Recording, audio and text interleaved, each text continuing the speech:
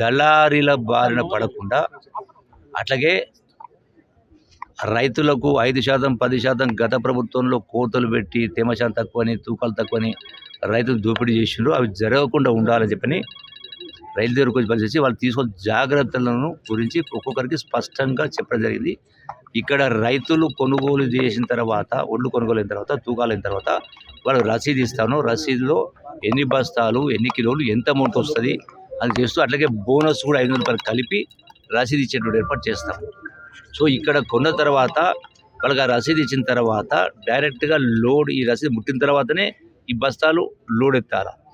మళ్ళీ రైతులు మిల్లర్ల దగ్గరికి పోయి పడిగాపులు కావాల్సిన అవసరం ఉంటుందనే జిల్లా కలెక్టర్ను, సంబంధించిన సివిల్ సప్లై శాఖ అధికారులు, రెవెన్యూ అధికారులు పిలిచి మా గౌరవ శాసనసభ్యులు పెద్దలు సురేష్ గారు, అలాగే శాసనసభ్యులు భూపతి గారు అందరి సమక్షంలో, ఇక్కడ మార్కెట్ కమిటీ అధికారులు కావచ్చు, మార్కెట్ అధ్యక్షులు కావచ్చు, అందరి సమక్షంలో రైతులకు అన్ని అధికారులు కూడా ఆదేశిస్తూ రైతులకు జాగ్రత్త చెప్పి వాళ్ళు ₹1 నష్టపోకుండా పద్ధతితో చేస్తా ఉన్నాం. ఇవన్నీ కూడా సక్రమంగా జరుగుతూ ఉన్నాయి.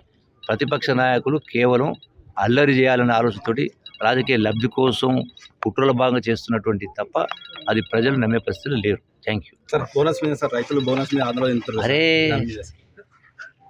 చెప్తే కదా, మీరు చూస్తారు కదా, అరే మీరు చూస్తారు కదా, బోనస్ 500 రూపాయల సన్నాలు కలిపే ఇస్తున్నాం కదా, కలిపే